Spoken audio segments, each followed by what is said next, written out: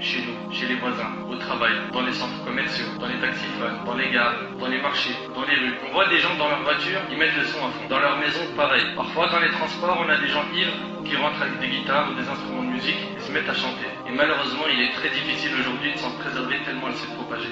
On l'achète à prix fort, on dépense de grandes sommes pour acheter les dernières chansons, assister au concert. Tu vois le jeune tout fier de sortir de la FNAC avec un nouvel album à la main, ou tout fier d'avoir téléchargé le dernier clip de tel chanteur ou chanteuse. Si tu demandes des informations sur les chanteurs, les sportifs, les acteurs, les comédiens, les jeunes peuvent t'informer sur leur vie entière. Mais les compagnons du prophète sallam sont inconnus pour eux.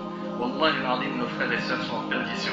Ils n'ont plus d'identité, plus rien de profitable à quoi s'accrocher. Les chanteurs et les acteurs sont devenus des modèles pour nos jeunes. Savez-vous ce qu'il y a derrière la musique ? La réponse, une armée impressionnante de chanteurs, d'acteurs, de sportifs. Chaque jour, il y en a des nouveaux. Il y en a tellement qu'on ne les connaît plus.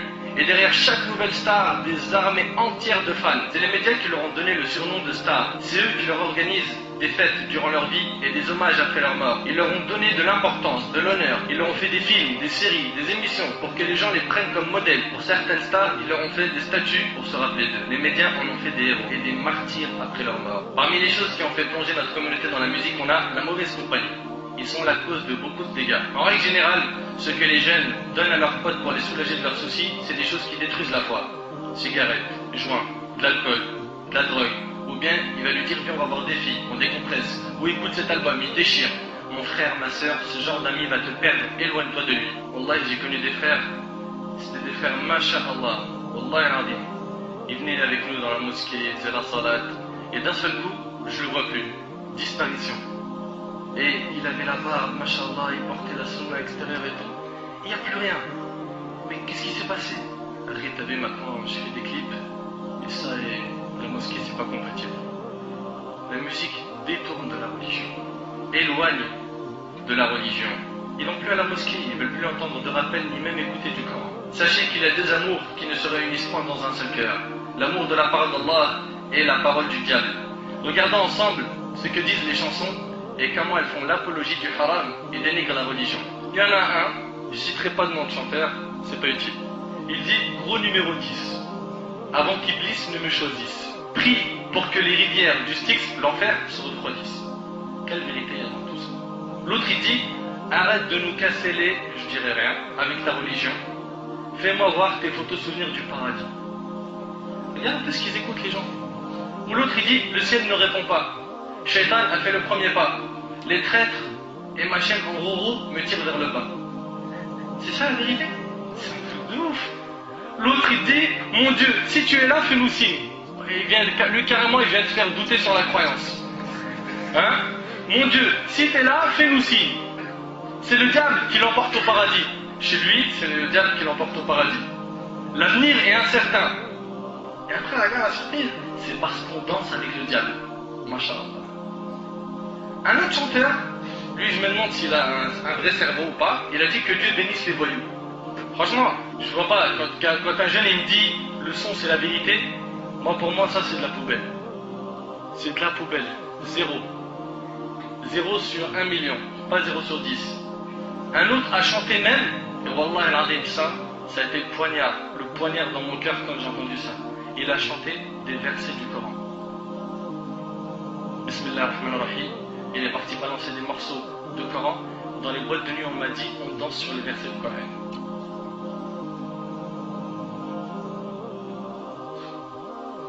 Danser sur le Coran.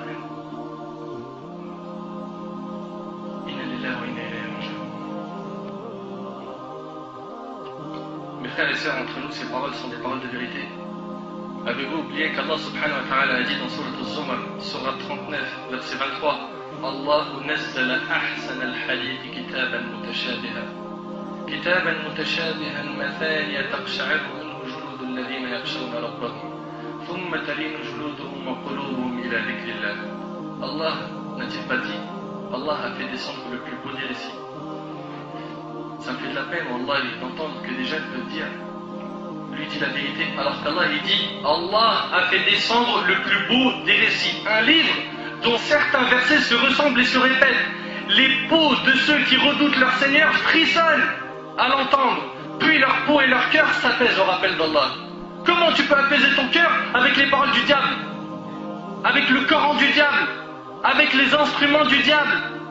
Comment tu peux dire mon cœur s'apaise avec la musique alors que normalement c'est avec le Coran? Oui mais je comprends pas le Coran. C'est normal, t'es encore dans la musique. Chasse la musique de ta vie. Chasse la musique de ton cœur. Retourne vers le Coran. Il est rapporté par Al-Bukhari, il y aura certes parmi ma communauté des gens qui rendront licite la fornication, des gens qui rendront licite parmi ma communauté. Le prophète a dit parmi ma communauté, c'est-à-dire chez nous, vous allez entendre des gens qui vont dire c'est halal.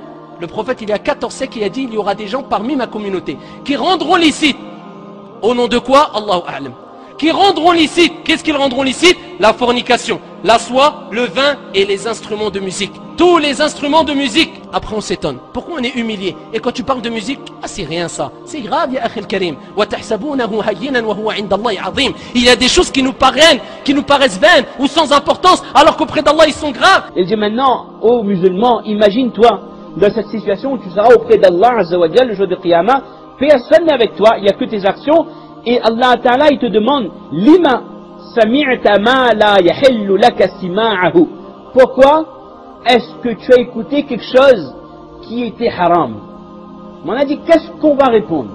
Est-ce qu'on peut dire avec Allah non mais mes amis m'ont conseillé de regarder ça, oh là la musique était tellement répandue, j'avais pas le choix. Quand Allah Ta'ala il posera une question, c'est déjà le hadith pour ça me dit que man nuqish al-hisab faqad u'dhib. Il dit quand Allah il pose une question, c'est déjà comme un adab. Il dit que Allah il vous fasse reconnaître votre erreur. Pourquoi vous avez fait ça? C'est déjà insoutenable. Le créateur de l'univers, il vous fait une reproche sur quelque chose que vous avez fait, c'est déjà quelque chose d'insupportable pour un homme. Et donc, on a dit que quand Allah demandera à l'homme pourquoi vous avez écouté telle chose qui est haram, et Satan spécialement de le jour, le degré de l'accès au péché par rapport aux oreilles n'a jamais été aussi présent. N'a jamais été aussi présent. La musique est présente, Allah al-Musta'an, partout. On a déjà dit, vous allez au supermarché, il y a la musique, vous êtes dans le bus, il y a la musique, vous allumez la radio, la plupart du temps il y a la musique, même si les infos, il y a la musique avant, les GSM, les sonneries de portable, tout ça, il y a la musique, Allah al-Musta'an. Et deuxième chose, la musique de nos jours est de plus en plus attrayante. C'est pas une musique classique comme avant, ça veut pas dire que j'écoute, mais quand vous entendez une musique parfois, surtout les musiques, plus les années passent, il y a des nouvelles musiques à la mode, et si par inadvertance vous entendez quelques secondes, c'est comme si que vous êtes hypnotisé. Vous écoutez ce style, c'est quoi? Vous avez envie d'écouter la suite, dire que pourquoi ça? C'est pas compliqué ça. Parce que la musique c'est la voix de Shaitan. C'est un pouvoir qui a été accordé à Shaitan de détourner les gens du droit chemin par sa voix. Ça, c'est sihr, ça. La musique, c'est de la sorcellerie. La musique, c'est une sorcellerie qui hypnotise le cœur. Dans la sourate Luqman, Allah Ta'ala explique au tout début quelle est la situation des gens heureux. Ce sont des personnes intelligentes qui écoutent le Coran, qui le mettent en pratique et sur lesquelles le Coran fait un effet direct. Allahu nazzala ahsana al-hadith kitaban mutashabiha matani taqsha'irru minhu juludul ladhina yakhshawna rabbahum thumma talinu juluduhum wa qulubuhum min dhikrillah. Il y a des personnes qui sont affectées en entendant la lecture du Coran, cela se produit des choses de leur cœur au niveau de leur foi, cela augmente leur degré de conviction. Et l'autre cas de figure, ce sont malheureusement des gens qui fuient la lecture du Coran et qui préfèrent écouter autre chose que le Coran. Ça c'est des gens malheureux. ومن الناس من يشتري لهو الحديث ليضل عن سبيل الله بغير علم ويتخذها هزوا. Et ce terme lahwa al-hadith a été commenté par plusieurs mufassirin et par les sahaba avant tout comme étant la musique. C'est des personnes qui se laissent détourner du Coran et de la vérité par la musique, ce verset les concerne directement. Et il dit également que l'effet de la musique sur le cœur est tel qu'à un moment donné la personne, même si elle entend la lecture du Coran, elle fait comme si elle n'entend pas, ou alors même si elle entend cette lecture n'a pas d'effet sur son cœur. C'est comme si ses oreilles étaient bouchées.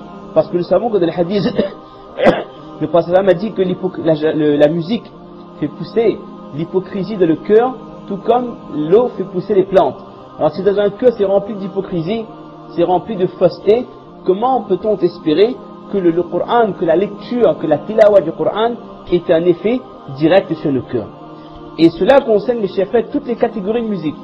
Certaines personnes pensent que c'est que certaines musiques qui sont dangereuses, le rap ou le hard rock, ce genre de choses. Non, même une musique classique dont on ne soupçonne rien, la musique, comme on avait expliqué dans notre verset, c'est une arme qu'Allah Ta'ala a accordée à Shaitan. Donc il l'utilise, quelle que soit la tranche d'âge, il l'utilise et malheureusement il parvient à ses fins par le biais de cet instrument. Je vous rappelle qu'Allah subhanahu wa ta'ala nous dit justement que c'est avec la parole d'Allah, avec le dhikr, ala bi dhikrillahi tatma'innul qulub. Donc si jamais vraiment, cher frère ou chère sœur, tu veux que ton cœur s'apaise, dès que tu sens qu'il y a une angoisse ou qu'il y a quelque chose qui va un peu t'embêter, reviens vers le Coran et écoute et tu verras, wallah, et ton cœur s'apaisera, et non avec la musique qui va, subhanallah, te mettre sur un étage, dans un petit ciel là pendant quelques minutes, et puis une fois que le CD est terminé, c'est fini.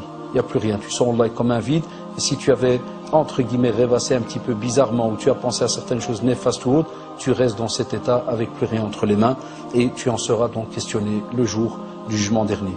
Donc il faut absolument faire attention à cela, et Allah yazkoum bikhair, on a aujourd'hui beaucoup de choses qu'on est censé étudier et qu'on a délaissées, que ce soit le Coran, la Sunna et bien d'autres sujets.